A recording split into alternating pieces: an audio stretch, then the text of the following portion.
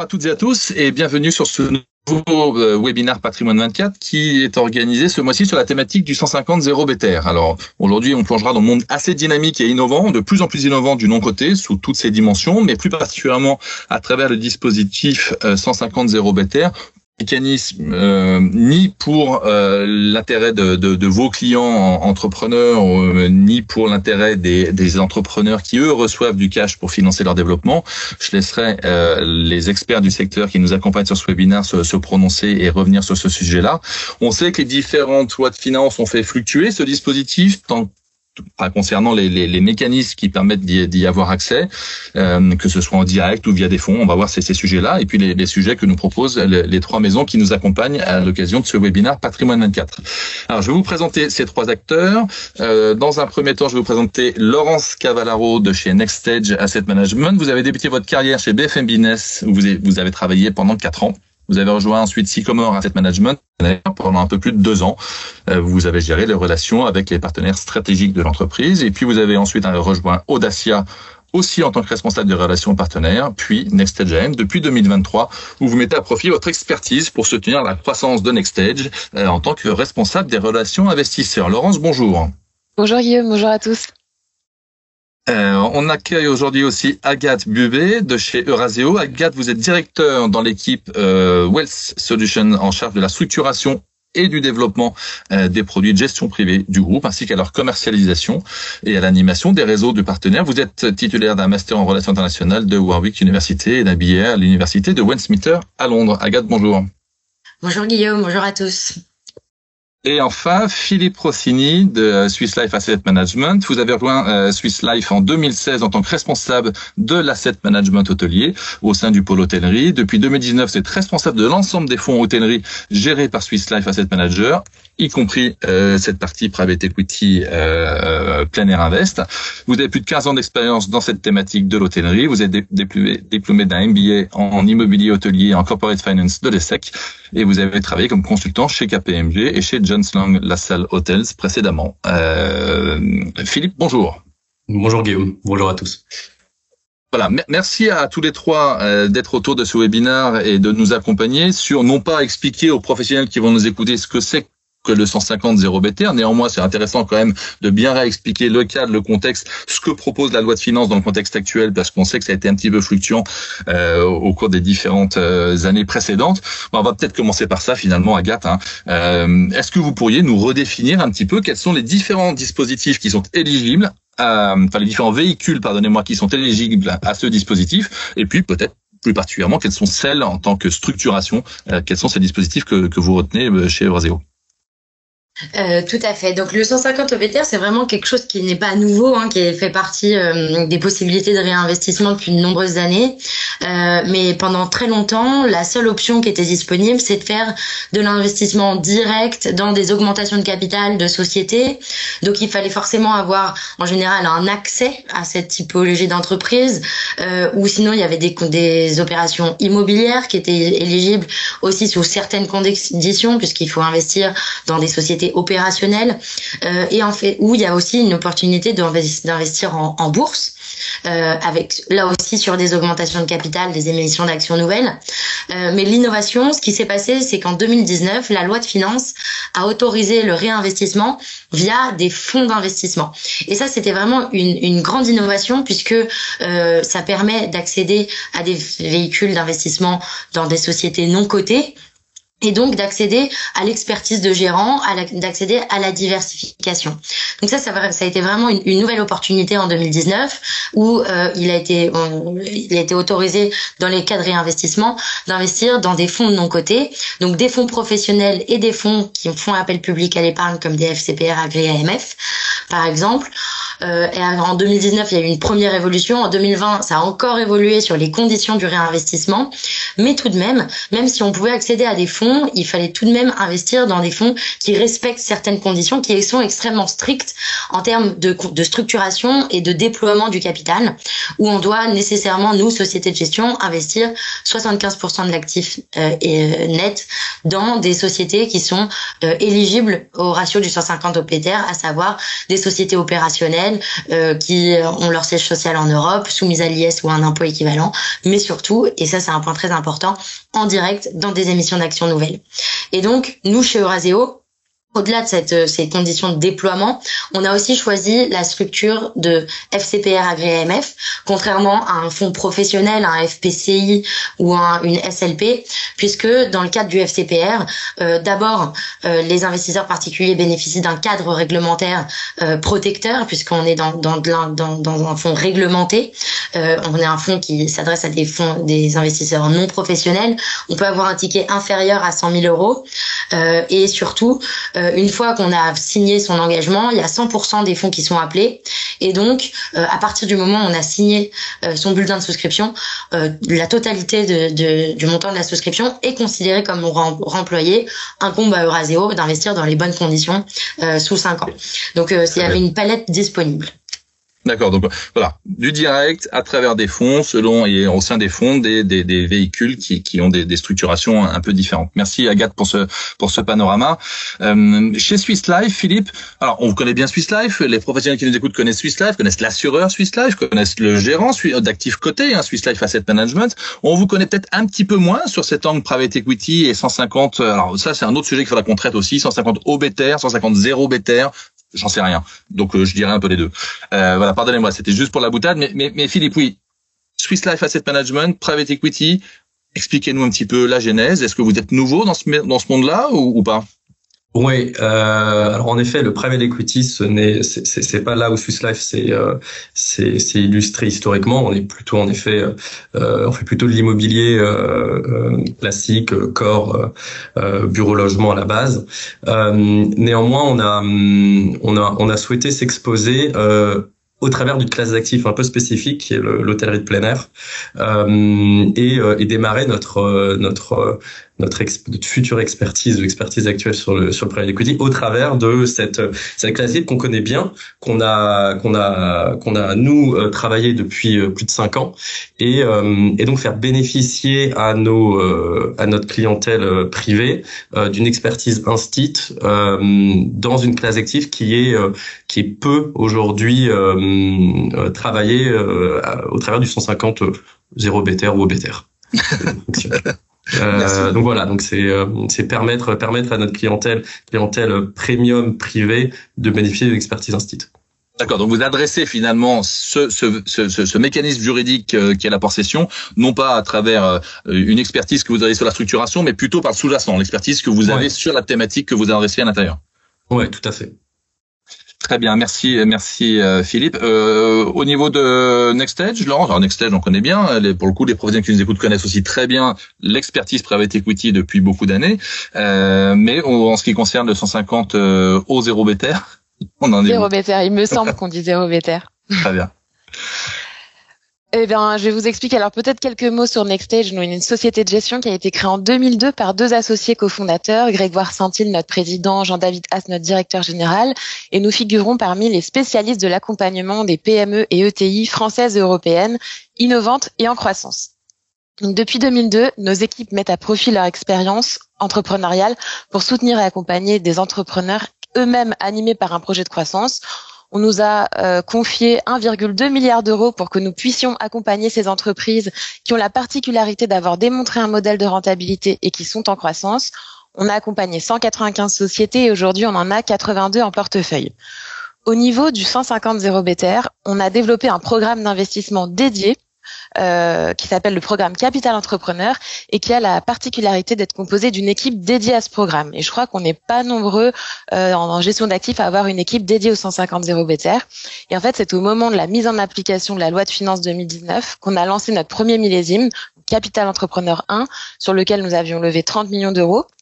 Sur Capital Entrepreneur 2, on va dépasser les 40 millions d'euros et on lance un 3e millésime à compter de juillet. Pour terminer sur le 150 0 BTR, on a créé un club entrepreneur qui se réunit plusieurs fois par an et qui rassemble les entrepreneurs de notre écosystème et également les investisseurs de nos fonds Capital Entrepreneur qui sont avant tout des entrepreneurs. Et l'idée, c'est de créer un écosystème entrepreneurial vertueux et permettre à tous ces différents profils de se rencontrer et dans un monde idéal de créer des synergies. Merci pour ce panorama aussi et la présentation de cette expertise de NextEdge sur le 150 0 BTR.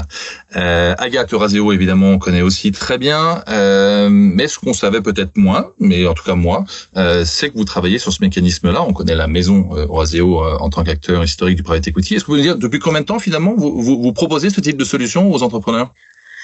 En effet, Eurazeo, on est d'abord et avant tout un acteur institutionnel. On gère un peu plus de 35 milliards d'euros, mais on adresse la clientèle privée depuis 25 ans. Depuis 25 ans, on crée des fonds d'investissement qui ont vocation à être souscrits par des clients particuliers qui co-investissent avec nos fonds institutionnels. Et donc là, comme NextEdge, je vais rejoindre Laurence. Une composante de ce qu'on fait, c'est innover en fonction des évolutions réglementaires et des stratégies disponibles chez Eurazeo. Chez Eurazeo, on a 8 stratégies d'investissement. Et près de 200 personnes à l'investissement. Et dès que la loi de finances 2019 est sortie, on a cherché à créer la structure la mieux adaptée pour adresser la clientèle du 150 OBTR, parce que ça faisait de nombreuses années qu'on nous demandait si on proposait des investissements éligibles. Chez Eurazeo, on ne propose jamais de club deal. On a la conviction qu'il faut investir dans des fonds d'investissement. Notre objectif, c'est évidemment de créer le plus de performances possible, d'accompagner les sociétés dans leur développement. En revanche, c'est possible, on peut pas avoir bon à tous les coups. Donc, on veut surtout offrir des options de diversification. Et donc, en novembre 2019, on a créé notre premier fonds pour la clientèle privée qui investissait en gross equity. Donc, je vais y revenir un peu plus tard, qui est éligible au mécanisme d'apport cession du 150 OBTR. Donc c'est un premier millésime qu'on a levé à compter de novembre 2019 qui fait 430 millions d'euros. Et aujourd'hui, on est en train de lever le deuxième millésime donc qui est ouvert depuis le début de l'année 2023 et on a levé 150 millions d'euros, un peu moins de 150 millions d'euros. Donc on voit qu'on investit que dans l'univers de la tech. Où il y a de nouvelles opportunités à saisir. Très bien, merci Agathe. Chez Swiss Life, on a commencé à en parler un petit peu, Philippe, tout à l'heure. Hein, vous l'avez dit, on a une expertise reconnue, en tout cas connue, de Swiss Life sur la partie bureau et logement parisien plutôt quali. Qu'est-ce qui fait que vous vous êtes intéressé à ce qu'on appelle hôtellerie de plein air, camping en région, en tant que sous-jacente ces véhicules en 150 0 BTR? Ouais, alors c'est vrai que le camping est assez loin du bureau QCA, c'est sûr. Néanmoins, nous, l'expertise hôtel chez Swiss Life AM, elle a plus de 10 ans. On gère aujourd'hui à peu près 2 milliards, une centaine d'actifs en Europe. Donc on a une équipe d'une dizaine de personnes spécifiques dédiées à l'hôtellerie au sens large. Et donc on a, comme je disais, il y a 5 ans, donc on a commencé à explorer le monde de l'hôtellerie de plein air sous l'angle qu'on connaît nous historiquement sur des murs de camping. Alors des murs de camping, c'est principalement du terrain, c'est pour des terrains, une valorisation de terrain, ça qu'on sait bien faire. Et après avoir pendant ces 5 dernières années compris et pu se renforcer sur une meilleure maîtrise de ce marché et de ce sous-jacent qui est proche de l'hôtellerie mais qui est pas exactement pareil, qui a des drivers assez proches mais pas exactement les mêmes.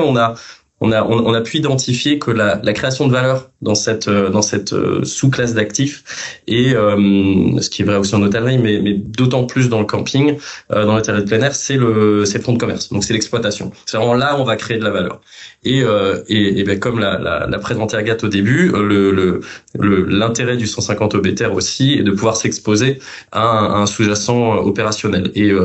Et on s'est dit une bonne manière de nous aller s'exposer sur l'exploitation, c'est de faire au travers de ce type de véhicule. Et donc on l'a fait, on a pu faire l'année dernière et on a lancé notre premier fonds donc FPCI l'année dernière. Et ce qui est aussi très intéressant dans l'univers du camping, c'est que l'hôtellerie, elle a quand même été déjà bien, elle est beaucoup plus mature, ça fait une trentaine d'années qu'on travaille dessus. Le monde du camping, c'est un peu plus récent. Il y a encore pas mal de création de valeur à aller chercher, et donc ça se prête d'autant plus à à ce type de véhicule qui est éminemment fait pour faire monter en gamme des actifs et pouvoir les revendre après et créer de la valeur à la cession. Donc voilà, c'est là d'où on vient. D'accord. Enfin, il y a quand même une filiation entre le bureau QCA. Enfin voilà, ça reste quand même des actifs, des membres. On est rentré par le monde du bureau, exactement. On est rentré par le monde vraiment des murs de camping. C'est là où on a commencé à s'y exposer et à comprendre. Donc évidemment, on n'est pas venu de nulle part, mais c'est vrai que c'est à travers ça qu'on a pu aujourd'hui proposer cette offre-là. Alors on parle du mécanisme depuis un petit moment, des véhicules qui permettent aux cédants qui ont fait un peu de cash out de pouvoir trouver des solutions pour surseoir ou décaler un peu la fiscalité de leur plus-value. Ce que je pense qui peut être aussi intéressant, c'est de voir l'aval de tout ça. C'est finalement pourquoi est-ce que le législateur permet ce dispositif-là. C'est pour drainer l'épargne un petit peu, ou en tout cas les proceeds de cession de ces entrepreneurs, et que cela irrigue les tissus industriels français. On parle un peu d'entrepreneurs à cette occasion. NextStage, vous, ça fait aussi pas mal d'années, de dizaines d'années que vous intervenez et que vous accompagnez des entrepreneurs. Concrètement, comment vous faites pour les accompagner, pour les sélectionner et puis pour les accompagner dans le temps, au-delà de l'argent, au-delà des capitaux que vous leur apportez? Oui. Alors, ce qu'il faut savoir, c'est que la dimension entrepreneuriale, elle est vraiment au cœur de notre métier d'entrepreneur-investisseur et qu'il y a une très grande proximité entre nos entrepreneurs et nos équipes de gestion. Donc, on va investir financièrement au capital des sociétés, on prend des participations minoritaires. Et on va proposer un accompagnement opérationnel et stratégique qui va se déployer au travers de 5 grandes dimensions, que sont l'innovation, je dirais l'une des plus importantes, où on va toujours encourager un entrepreneur à continuer d'investir en recherche et développement pour rester compétitif sur son marché. On va également les aider dans tout ce qui est réalisation d'opérations de croissance externe. On en a réalisé plus de 340 depuis 2002. On retrouve la dimension internationale. Parfois, certains entrepreneurs ont vocation à ouvrir un bureau à l'international ou même se positionner sur le canal digital sur un marché différent du marché européen. On peut les aider là-dessus. Tout ce qui est renforcement des équipes ou quand il s'agit d'embaucher, par exemple, un profil clé, un directeur financier, marketing, eh bien, les équipes de NextStage vont rencontrer les candidats, au même titre que s'ils faisaient partie des équipes entrepreneuriales. Et enfin, on va mettre en place des outils de pilotage de la performance pour optimiser la rentabilité. Et notre objectif, en fait, c'est de permettre à nos entrepreneurs de changer de dimension, d'atteindre le next stage, sans mauvais jeu de mots.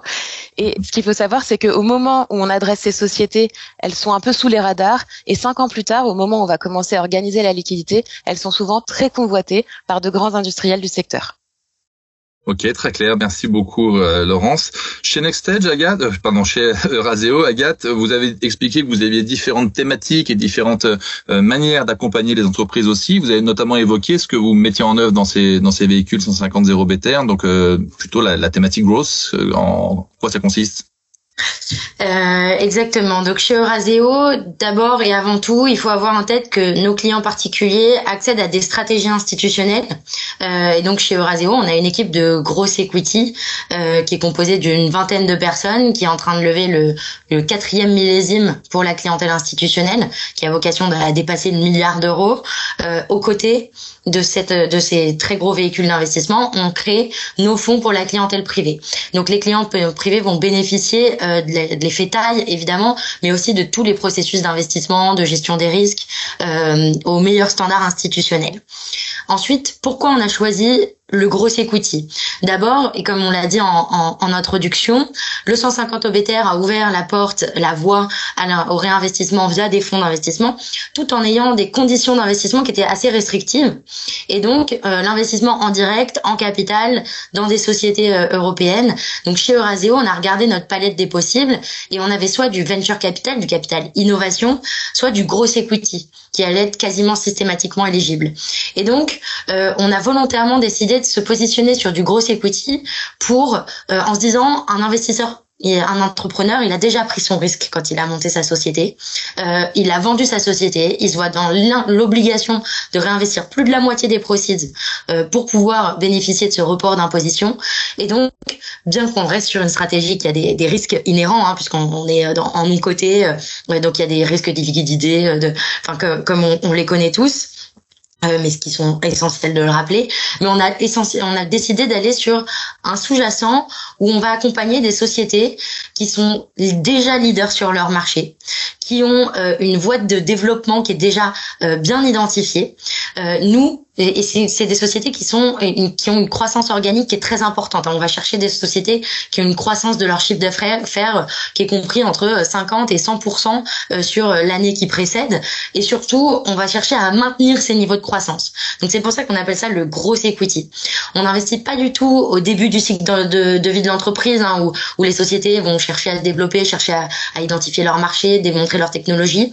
Là, on accompagne des leaders dont la capacité d'exécution du management a déjà été éprouvée. Ces sociétés, elles ont déjà une technologie, déjà un marché, et elles vont continuer. Elles invitent des fonds d'investissement à leur capital pour continuer de se développer de manière organique essentiellement. Et nous siégeons au conseil d'administration. On va piloter la stratégie aux côtés des investisseurs. Alors vraiment, nous, on est systématiquement minoritaires. On n'est pas là pour faire le boulot à leur place, des managers, pardon. On est vraiment là pour les accompagner, pour définir une stratégie de développement, pour leur présenter notre réseau aussi. Et ça, c'était vraiment très important, ce positionnement sur du gros equity, donc des sociétés qui sont déjà bien établies et identifiées et qui ont des vocations à devenir des leaders mondiaux. On se positionne aussi beaucoup sur la tech, puisque dans l'univers du gros equity, c'est le secteur le plus marqué. Cependant, il y a beaucoup d'opportunités au sein de la tech. On peut faire de l'open banking, des marketplaces, des solutions, des softwares, des SaaS, donc des software as a service, donc des sociétés qui vont créer des solutions digitales pour accompagner la digitalisation d'autres entreprises. Et donc, c'est un univers très vaste. Ok, donc pas de venture, du gros, multisectoriel, mais avec un biais tech quand même assez important. C'est la stratégie qui sera possible de retrouver dans les véhicules que vous expliquerez, que vous présenterez tout à l'heure. Chez Swiss Life, donc on l'a dit, hein, la genèse c'est le QCA bureau. Néanmoins, il y a une expertise développée depuis 5 ou 10 ans maintenant sur ce qu'on appelle camping ou hôtellerie de plein air. Vous n'êtes pas les seuls à faire ça, à traiter cette thématique-là. En quoi vous pouvez considérer que vous vous différenciez des autres acteurs qui interviennent sur ce sujet-là? Ouais, tout à fait. C'est vrai, on n'est pas les seuls. On n'est pas pléthore non plus dans le monde du tourisme, mais néanmoins, oui, on n'est pas les seuls. Nous, ce sur quoi on a souhaité se concentrer, c'est sur l'accompagnement d'un acteur qu'on a suivi et qu'on a accompagné depuis son lancement. Donc pour le fonds 150 OBTR dont on parle, on a investi dans une seule structure. Donc le fonds est dans une seule structure opérationnelle, et cette structure-là, on l'a montée avec un opérateur historique qu'on accompagne depuis son lancement. Et ça c'était assez clé pour nous pour bien maîtriser la totalité de la création de valeur qu'on allait pouvoir offrir à nos clients dans le FPCI, et d'être certain de l'offre qu'on allait pouvoir leur offrir. Et à la différence d'autres concurrents qu'on peut avoir, nous on a essayé d'être monoproduit. On n'a pas un fonds tourisme où il y aura plusieurs typologies d'hôtellerie de plein air qui se mélangent. Nous, on a une offre très claire, très identifiée. Et pour ceux qui souhaitent se positionner et sur de l'hôtellerie de plein air. Alors la différence entre camping et hôtellerie de plein air, l'hôtellerie de plein air est plus haut de gamme et on est clairement sur du boutique hôtel de camping, si je peux utiliser l'expression. C'est pour ça qu'on parle plutôt d'hôtellerie de plein air chez nous. Et voilà, la différence pour nous, c'est vraiment aller accompagner un acteur et être un partenaire avec lui du début de sa création jusqu'à aujourd'hui. Et demain.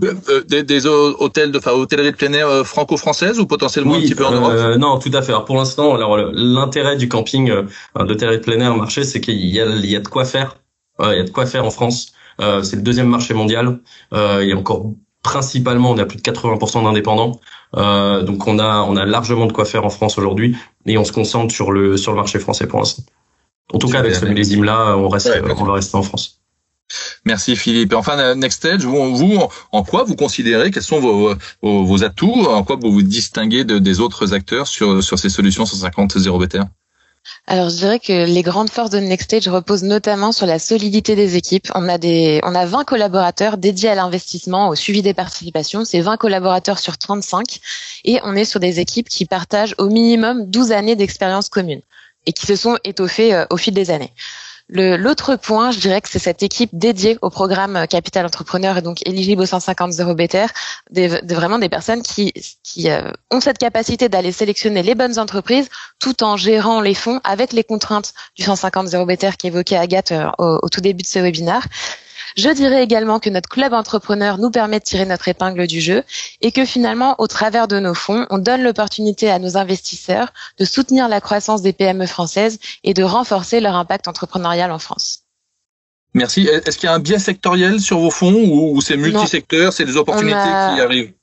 On a une approche multisectorielle, même si on a identifié 3 grandes disruptions que sont le digital, la santé intelligente et les innovations environnementales et énergétiques. Mais vous voyez que finalement, ça peut convenir à de nombreux secteurs. Bien sûr. Écoutez, merci à tous les trois. C'est intéressant parce qu'on voit bien que vous partagez évidemment un certain nombre de convictions sur la manière d'accompagner les entrepreneurs et ce qu'on va rechercher des entrepreneurs qui ont cédé leur boîte et donc qui recherchent ces dispositifs-là. Néanmoins, vous avez des positionnements qui sont tout à fait, j'allais pas dire concurrents, mais complémentaires et certains entrepreneurs vont pouvoir choisir de diversifier la manière avec laquelle ils vont réaliser ces mécanismes d'apport-cession. Avant de clôturer ce webinaire, je vais vous poser à chacun la question rituelle qui est de savoir à travers quel fonds ou quelle gamme de fonds on peut retrouver l'expertise que vous avez développée. Laurence, je vais vous laisser démarrer.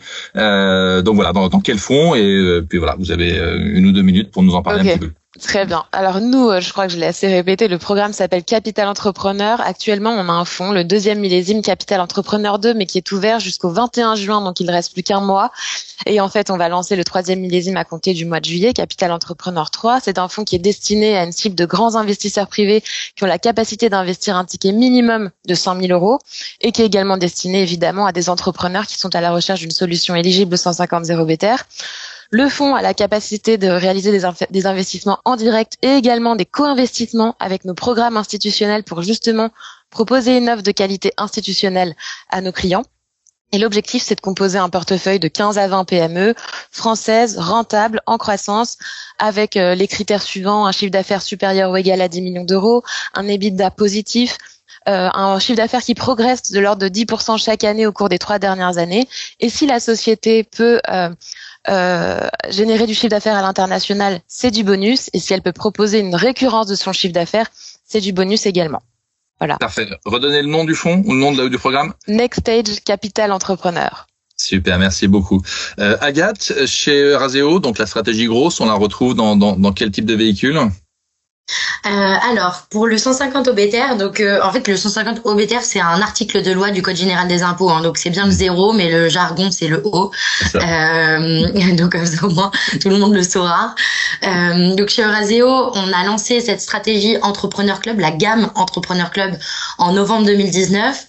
On a levé un peu plus de 550 millions d'euros sur les 2 millésimes. Le millésime actuel, donc c'est un FCPR agréé AMF où il n'y a pas d'appel de fonds, on investit la totalité de son investissement au moment de la souscription. Il y a une période de souscription qui est ouverte jusqu'à la fin de l'année 2024, donc jusqu'au 31/12/2024. Le fonds a une vocation à une durée de 10 ans. On investit uniquement dans l'univers du gros equity en co-investissement avec nos véhicules institutionnels. L'objectif, c'est de construire un fonds diversifié sur 20-25 sociétés sous-jacentes dans lequel nous, Eurazeo, on va investir entre 25 et 100 millions d'euros. Donc vous l'avez compris, la gamme Entrepreneur Club prend une petite quote-part de chacun de ces investissements. Ces sociétés sont toutes dans l'univers de la tech avec les composantes que j'ai mentionnées tout à l'heure. Donc des sociétés en phase de très forte croissance qui ont des plans de développement qui sont bien identifiés. Ces sociétés ne sont pas forcément rentables au moment où on investit. En revanche, le business model a démontré sa rentabilité. Ça veut dire que en fait, c'est simplement des sociétés de croissance. Donc tout l'argent qu'elles vont lever, elles vont le réinvestir dans leur croissance. S'il était simplement utilisé à financer leurs opérations, leur business model deviendrait tout à fait rentable. Ce qu'on va quand même privilégier pour ce millésime, c'est des sociétés qui sont déjà rentables sur leur géographie domestique et qui se développent petit à petit.